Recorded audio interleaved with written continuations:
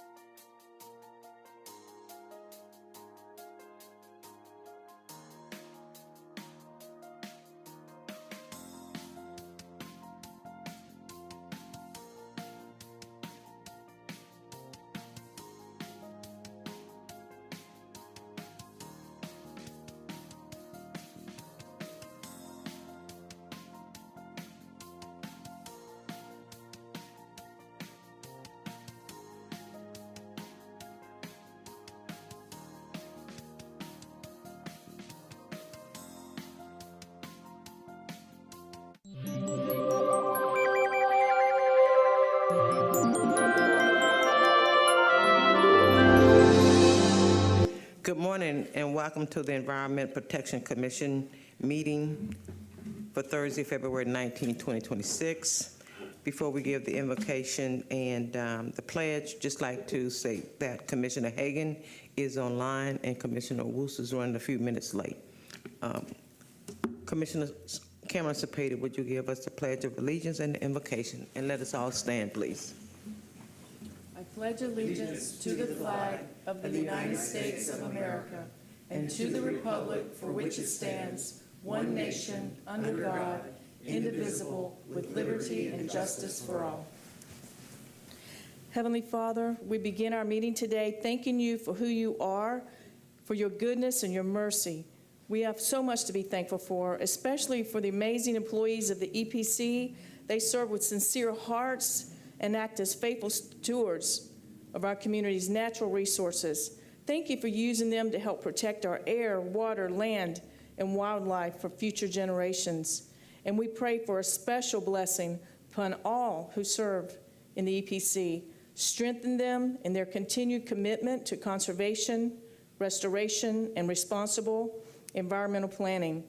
Grant them wisdom, perseverance, and a clear long-term vision as they work to safeguard our community and its natural resources for generations to come. And we ask you to bless this meeting today and everyone here in your holy name. Amen. Amen. Thank you so much, Commissioner Cameron Cepeda. Okay. We don't need to do the roll call. The changes to the agenda, Janet? No, Commissioner, there are no changes Okay. to the agenda. Removal of any consent items? Recognition of any proclamations? And the reason I'm saying this because we want the public who's listening don't feel like we're overlooking the agenda, but we are following the agenda. Yes, there's no changes to the agenda, nothing being removed, and then there's also no recognitions or proclamations at this meeting, and there is no public comment that I'm aware of. Okay, thank you. Can we have a motion to approve the consent agenda? So moved. We have a motion and a second.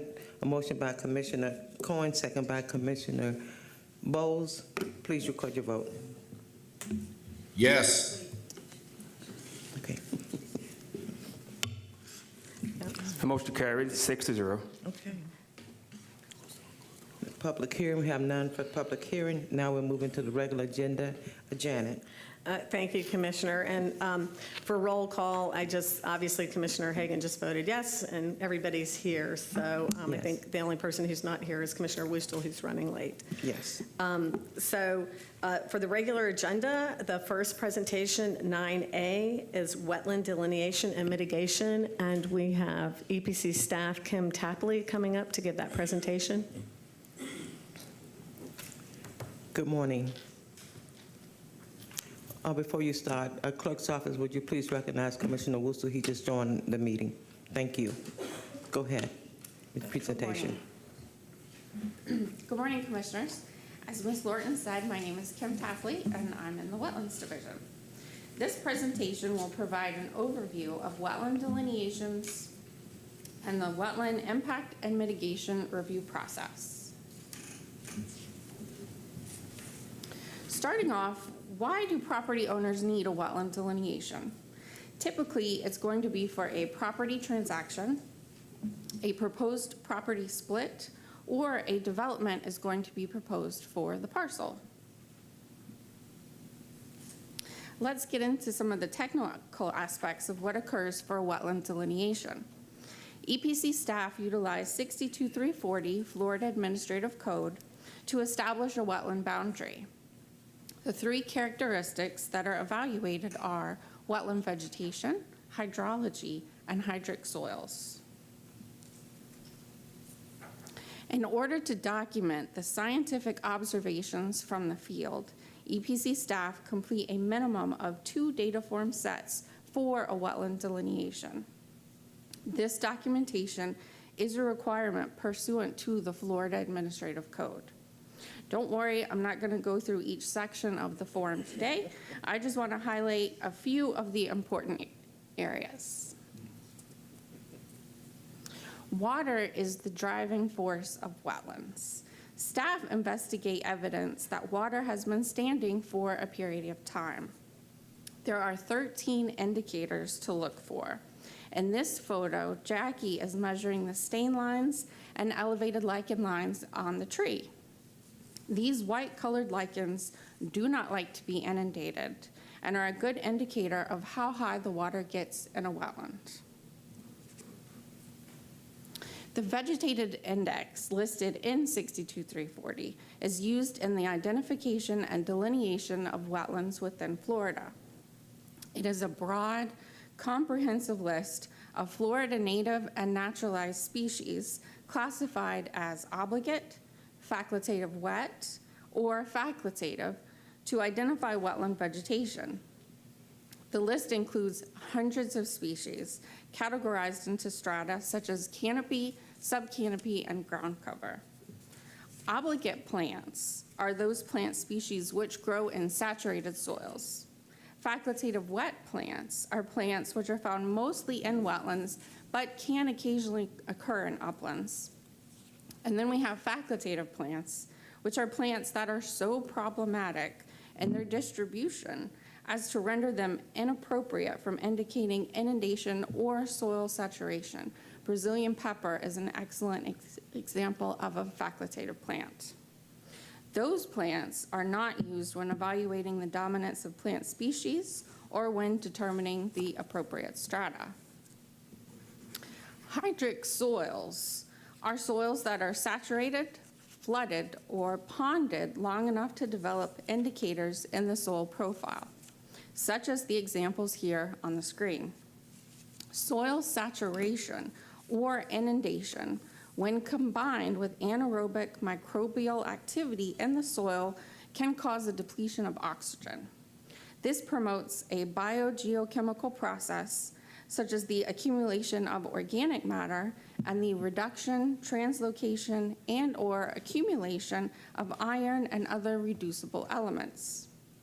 These processes result in characteristic morphologies, which persist in the soil during both the wet and dry periods, making them particularly useful to help identify hydric soils. Determining the presence and extent of a wetland or other surface water on a property requires the area to have 2 out of those 3 characteristics. Flags mark the wetland line and must be surveyed and put on construction plan. Think of it like a connect the dots, but in the real world. Once the wetland survey is approved, it is incorporated into the development plan. In this example, the pink flags indicate the wetland points that were used on the map to map the wetland line for this subdivision construction plan. Wetland delineation should be completed at the early stages of a proposed development plan. This is because at the beginning of the project, the site is malleable, like Play-Doh, and knowledge of the wetlands on site early in the process results in avoidance and minimization of wetland impacts. These changes at the beginning of the project not only helps to satisfy EPC regulations, it also typically helps the applicant already be in compliance with state and federal regulations before they even submit their construction plan review. By the time the project gets to construction plan or a final plat stage, the site plan is more locked in. It's like trying to reshape Play-Doh when my kids have left it out overnight. It's difficult because it's hard as a rock. The goal of the EPC Wetlands Division reviews is to have wetlands incorporated into the development design to achieve minimal, if any, amounts of impacts to wetlands. Our involvement at the front end of the project helps the applicant to avoid wetland impacts first and foremost. If impacts are needed, they will need to be justified to meet the reasonable use portion of the rule. There is a diverse array of wetland impact projects that are reviewed by EPC staff. This includes, but is not limited to, single-family homes, residential subdivisions, commercial, industrial, linear, and utility projects. This proposed 210 home subdivision is a great example of avoidance. One of the original plans proposed almost an acre of impacts for a road through Bell Creek. The developer and engineers were able to redesign the project and avoid the road impact to the creek. Once the project meets reasonable use, the functional loss of the impact must be assessed. This is because it's important that there is a no net loss of wetland function when wetland impacts are authorized. The form on the screen is part 2 of the Uniform Mitigation Assessment Method, which determines the value of functions provided by wetlands. It is used for both the impact area and the mitigation area. There are 3 categories of functions, which include location landscape, water environment, and community structure. There is a numeric scoring for the wetland current condition, and then with the impact or the proposed mitigation, and a narrative to help support those scores. There are 3 mitigation options to achieve no net loss of wetland function. Property owners can choose to complete their own mitigation, either on-site or off-site, or they could mitigate in a bank by purchasing credits. Mitigation can include wetland creation, enhancement, restoration, and wetland and upland preservation. It is important to note that the mitigation must be located within the same watershed as the wetland impact. To compensate for wetland impacts, this particular project had 4 acres of wetland creation area that was built adjacent to Delaney Creek. Also, there were isolated wetlands that were exempt from the state's review that were then used in the design of the on-site ponds. Those wetlands have been restored and planted and will become focal points of the pedestrian trail that will encompass the property. The picture before you is an example of a now completed on-site wetland mitigation area with a conservation easement that was provided to EPC. A conservation easement is an option to protect a property for future generations, but is not required for every wetland mitigation area. Since 2014, EPC has received 1,723 acres of conservation easements. For perspective, that is more than twice the size of New York City's Central Park. As a reminder, if you cannot do on-site mitigation, mitigation bank is an option. There are currently 8 mitigation banks in Hillsborough County, as seen on this map. Again, it's important to note that the mitigation must be located within the same watershed as the wetland impact, unless there are no credits at any bank within that watershed. Then credits could be purchased in an adjacent basin with a multiplier calculation. Commissioners, as you know, wetlands provide numerous benefits, including improving water quality and supply, water storage and recharge, reduce erosion and flooding risks, critical habitat for plants, fish, and wildlife, provide recreational and educational opportunities, and aesthetic benefits. Wetlands are so effective at absorbing pollutants, filtering and improving the water quality that they are also referred to as the kidneys of the environment. Basically, wetlands are a form of green infrastructure. By absorbing excess rain or river water, they protect against flooding and help to prevent disasters and their subsequent costs. In Hillsborough, protecting wetlands helps lower flood insurance rates for residents. The goal of the wetland impact and mitigation reviews is to have wetlands incorporated into the development design so they are preserved for the value that they provide for the environment, for the community, and for increased resiliency. In conclusion, today, we recognize that wetlands are an invaluable public resource. Measures are actively sought to reduce and eliminate wetland losses and restore the functions lost. We must carefully balance our economic, social, and environmental goals for the future of Tampa Bay. Thank you. Thank you, and we certainly appreciate that excellent educational information on wetland. Commissioner, I don't see any, Commissioner Bowles? You just about to skip over. Well, when I first looked, you weren't there, so Yeah, you no, just... I'm just teasing with you. No, I want to skip over you. You said we have 8 wetland banks out there, Yes. mitigation banks. Out of those 8, how many of those are full? Because you mentioned that if one was full, that you can go to an adjacent one. So I know that, or at least I had heard, that we have pretty much reaching our capacity there. Does that move us into like moving out even outside of our county, or is that? So how does that excellent work? question. The way that Senate Bill 492 is structured is that if there are no available credits within that watershed of where that impact is, then the applicant has the ability to go to an adjacent watershed.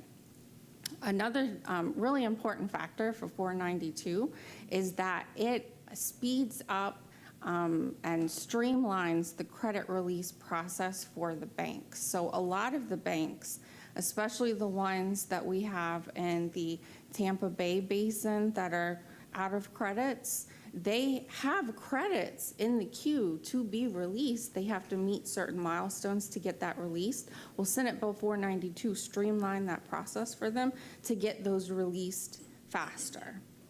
But it's an interesting bill that was passed, and it still helps achieve that no net loss that I was talking about and still keep it within the drainage basins that we have in Hillsborough County. Kim, can you tell them the different types of credits? Because I think we are out of forested credits. And can you also tell them who releases the sites? Yeah, typically the sites are released by the Water Management District. They're the ones that control the ledger and how many credits can be released. Each drainage basin could have different kinds of credits. In the Tampa Bay Basin, what we are lacking is both forested freshwater and herbaceous freshwater. It seems that we have the mangrove credits available because there's multiple banks in the Tampa Bay Basin that service those. But right now, the deficit is freshwater forested, freshwater herbaceous in the Tampa Bay. Thank you. Commissioner Miller? Thank you, Chair. My question's, excuse me, my question's along the same line. So if there's not a credit, will it stop, say, potential development, or like what happens? So if there's no credits available in that basin, then what happens is we, or SwiftMud, would send forms out to all the mitigation banks in that basin just to verify that that's correct. There are no currently credits available. Then the applicant can choose to mitigate in an adjacent basin. It has to be the adjacent basin. And whatever credits they were going to purchase, they would have to use a 1.2 multiplier. So they'd have to buy additional credits if they were using that out of basin. So with the speed at which things are developing, what if there isn't a credit in an adjacent basin? Then they would have to go to another adjacent basin and then have an additional multiplier. So there's a workaround. Yes. Got it. Thank you. Okay, see no one else in the queue. We would like a motion to accept the report. So moved. Second. A motion by Commissioner Bowles, second by Commissioner Miller. Please record your vote. Yes. Motion carried, 7-0. Janet, thank you again. Thank you. Thank you, Kim. Great presentation. We'll move on to 9B. This is the EPC website and data portal, and we will have Chris Boland from EPC staff. I sometimes call him Chris Bowles. That's all good. Good morning. Good morning, Commissioners. Like Janet said, I'm Chris Boland. I'm with EPC staff in the Administration Division. I'm here today to present EPC's new public data portal. I'm joined by Ann Davis and Emil Diaz, both from EPC staff, as well as Jason Scalaro from the University of South Florida's Water Institute. In late 2023, our team was asked to make EPC's data and documents easier for the public to access. The goal was to make simple public records requests faster and easier. We want to provide users with the opportunity to search EPC's information where and when it's convenient for them. Now, anybody can open up the data portal and search for a project. For the most part, this portal should be able to fulfill most requests, but it's not meant to replace the official public records request process. Some older records were created before our document management system existed, so these records might only be in paper format or stored on EPC servers. Also, the portal does not search EPC's email system and may not work well for very detailed property history searches. EPC designed this portal to make access to our data as easy as possible. From epchc.org's homepage, the public data portal is only 2 clicks away. First, click on the Maps and Data button in the bottom right, and then click on the public data portal icon in the center of the page. To reach even more users, the same portal button can be found on EPC's public records page.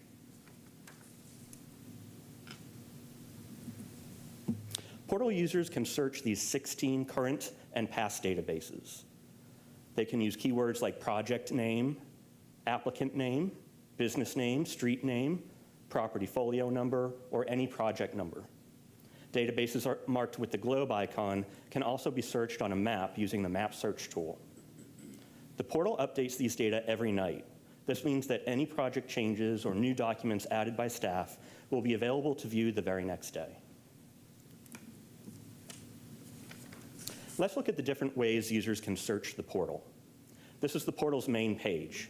It includes helpful links such as EPC's homepage, a user guide, and instructions for making public records requests. It also works as a quick search tool, similar to a search engine. The quick search uses a keyword to look through all databases and searchable fields in the portal and shows every match that it finds. For example, searching for the word Fletcher returns over 1,000 results. These results can include facility names, property owners, project names, addresses, violation locations, and more. Searches like this can be very overwhelming, but using the advanced search or map search tool below, the buttons below, users can narrow their search and get more focused results. Using the advanced search helps to reduce results in a few simple ways. One easy way is to choose which data to search. By clicking on the Data Sources button, users can uncheck the data that they do not want to include. The search boxes on this page also look at only the specified fields shown as examples. This helps narrow down the results even more. So let's use that same example as before. If you search for Fletcher in only the name box, the results drop to about 350. If you know more details about your project, you can add them to another search term. The portal will then only show results that match both conditions. For example, entering Fletcher in the name field and limestone in the address field returns just one result. Finally, let's look at the map search option. The search works like other map tools people are familiar with. Users can type an address in the top right, choose from the suggested list, and zoom to that location on the map.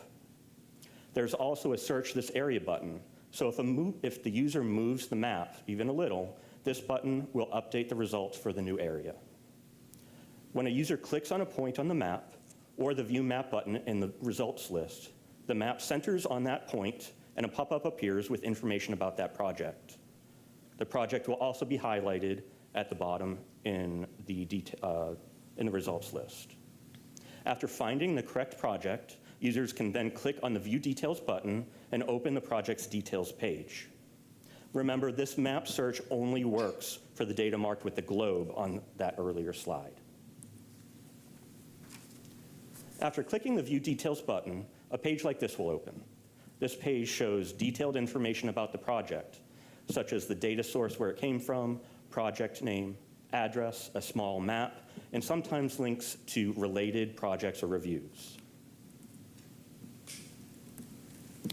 Some data sources also include a summary report in the gray box at the bottom of the info section. Any documents connected to this project that are saved in EPC's document system will be listed in that table at the bottom, where users can download the document by clicking the View buttons. Here are some examples of the type of files users can download. The records on the left are downloaded using that View button from the previous slide.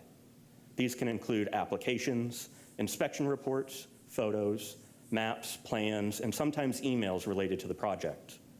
On the right is an example of a summary report mentioned earlier. Right now, summary reports are only available for the citizen response investigations, warning notices, and wetland review projects data. More summary reports are being added in the future. Before we take any questions, I'd like to thank the development team, especially Jason Scalaro and Dr. Sean Landry of USF's Water Institute, for their hard work on this project. We'd also like to thank EPC's senior staff for their support and feedback during development. Now, the development team and I are happy to answer any questions that you might have about the public data portal. Thank you. And thank you, Chris. We thank you for your presentation and your leadership and all those who work with you on this particular project. I don't see anyone in the queue, so can we have a motion to receive the report? So moved. A motion by Commissioner Cohen, second by Commissioner Wusu. Please record your vote. Yes. And thank you, Chris. Okay. Thank you. Thank you, Chris, and thank you, EPC team that helped with this. And I wanted to point out Jason Scalaro. Raise your hand, Jason, real quick. The one that said Go Bulls? Yeah, the one that said Go Bulls with USF. I found out today that he worked for the county for a year on the 25th floor in, was it fiscal support? Fiscal support services. Yeah. There you go. So somebody who came right from here. But thank you so much for all of your help. We really appreciate it. This is going to be a valuable tool for the public. Thank you. Thank you. The motion carried 7-0. Thank you. Okay, Janet. No, I'm sorry. Thank you, Commissioner. We'll move on to 9C. This is the legislative update for the 2026 legislative session. Beth Lee will be giving the presentation. I think she'll be discussing 9 bills.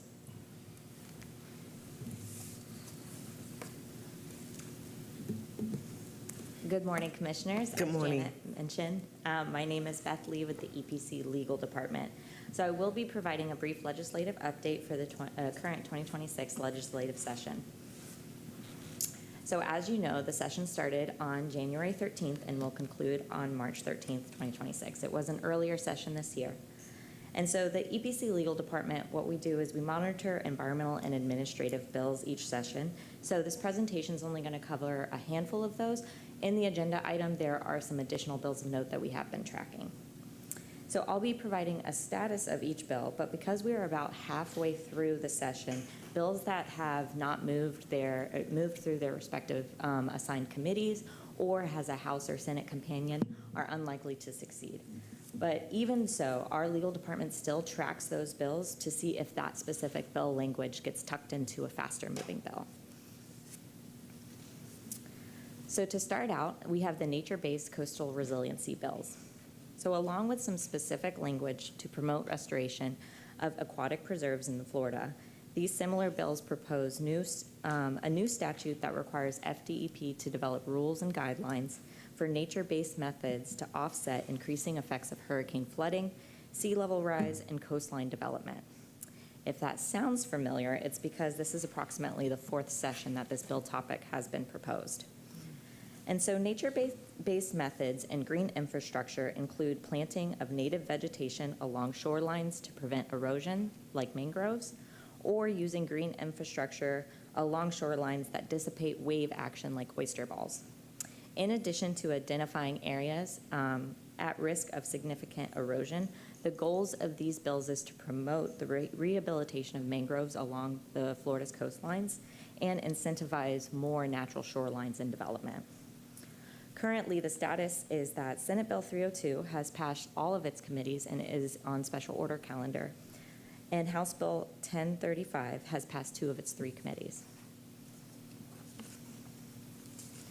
Next, we have the suits against the government. So recall last year, similar bills were proposed and moved through the House rapidly with almost double the figures shown on the screen for this year. but ultimately they were not heard by the Senate. This year, the proposed changes to the sovereign immunity law is based upon the amount that can be obtained and when the claim occurred. Currently, House Bill 145 proposes that claims that occur after October 2026, the limits will increase to $500,000 and $1 million. And then after October 2031, the limits again increase to $600,000 and $1.2 million. Any claim that occurs before October 2026 remain at the current monetary limits. Senate Bill 1366 does differ slightly in that it proposes monetary amounts to increase after October 2026 to $300,000 and $450,000 respectively, and then beginning in 2031, instead of having another increase, they're requiring a fixed 5-year schedule for the Department of Financial Services to adjust the limitations on liability based on the Consumer Price Index. Currently, House Bill 145 has passed the House and is in Senate messages, while Senate Bill 1366 has passed 2 out of the 3 committees it's been assigned. Next, we have the land and water management bills. As many of you were probably aware, initially these bills preempted very broadly the regulation of all pollution control, which would have been fairly restrictive on local governments. But the language was narrowed during committee review to only apply to the regulation of activities beyond a specific wetland buffer. Currently, the language identifies a minimum width of 15-foot buffer with an average width of 25 feet. Most importantly, this bill would not affect interagency or interlocal agreements with the Florida Department of Environmental Protection or the water management districts, which EPC has those types of agreements. Currently, the bills are slow-moving. House Bill 479 has only been heard and passed by 1 committee, and Senate Bill 718 has not been heard by any committees. Next, we have the local government enforcement action bills. These bills propose to establish a uniform standard for local government enforcement actions, prohibiting arbitrary and unreasonable enforcement action by local governments. It requires a pre-suit noticing to the governments in which the governments have a 30-day response time frame. And if there is no response, then the plaintiff may initiate an action in court to determine if the enforcement action was arbitrary or unreasonable. Above are in the slide are the 4 factors that a court would consider to determine whether it's not supported by applicable law, it deviates from a prior determination, it unreasonably delays the permitting or development, or it imposes requirements or conditions not authorized by law. Currently, House Bill 105 has passed all of its committees and is placed on the second reading calendar, while Senate Bill 588 has had no movement.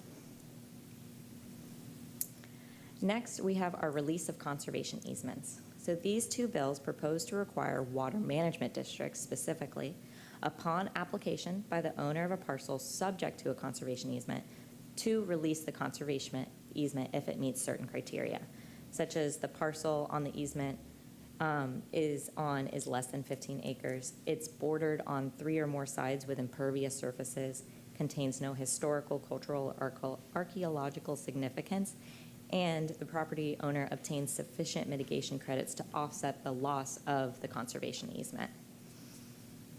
There are certain exemptions.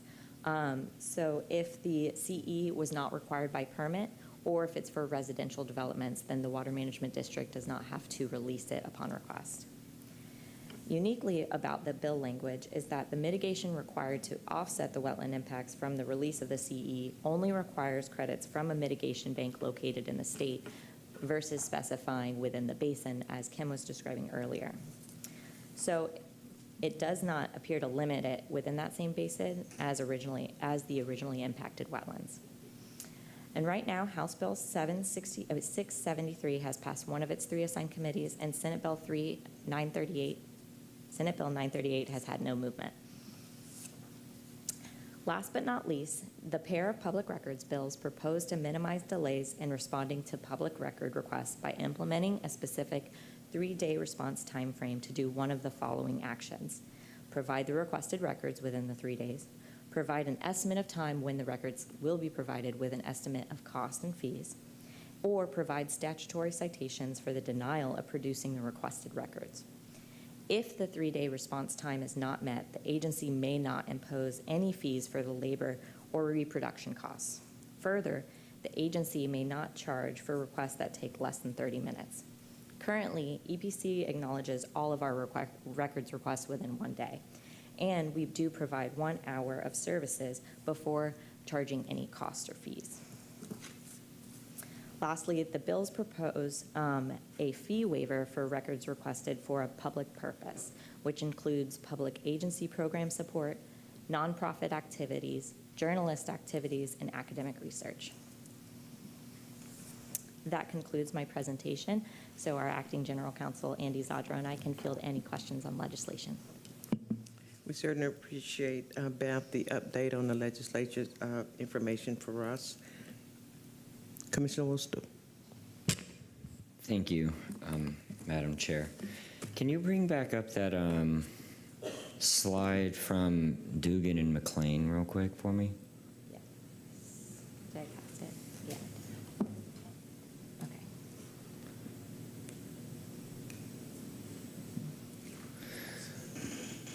And you said that this isn't the agricultural enclave bill then, is it? No, this is not. And you said this one hasn't had movement? I believe that's, yes, this one's been slow moving. Right, yes, so House Bill 673 has only done 1 committee, and then the Senate bill has had no committees heard it. And this only applies to water management district held conservation easements. So not FDP, not local governments, it specifically says water management districts. In some of the legislative webinars we've been reviewing on those that are in Tallahassee day to day, it sounds like it might be for specific projects that they're trying to get the CE released on, not necessarily a large comprehensive attempt, but you know how legislation Yeah, when is. it's an 18-year-old and a lobbyist writing a bill, I mean, the unintended consequences that we've Right. seen. And I had not seen that bill yet. Obviously, I've been watching the Ag Enclave, but I just can't imagine if there's not enough restrictions in place. I've never looked at our water management districts, conservation easements and their perimeters, and we might need to add that to our. We might need to have a discussion at the board about whether or not we want to add that to our legislative agenda to oppose. I mean, that's a conversation that we could have. And could you bring up the slide from Andrade? I would sooner trust a giraffe than that guy, so I want to provide estimate to provide records, statutory. And is that one moving? Double check my notes.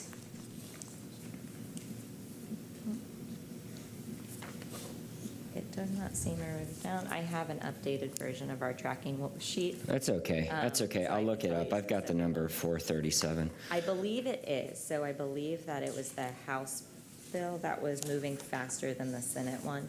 Yes, Andy's shaking his head. Yeah, yes. I have it right here. It hasn't moved in the Senate.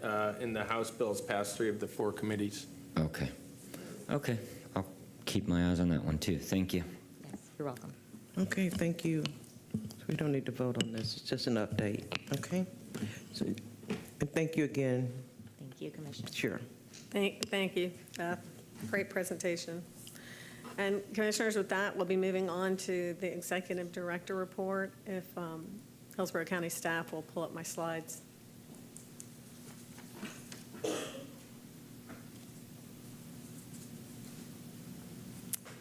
Next slide, please.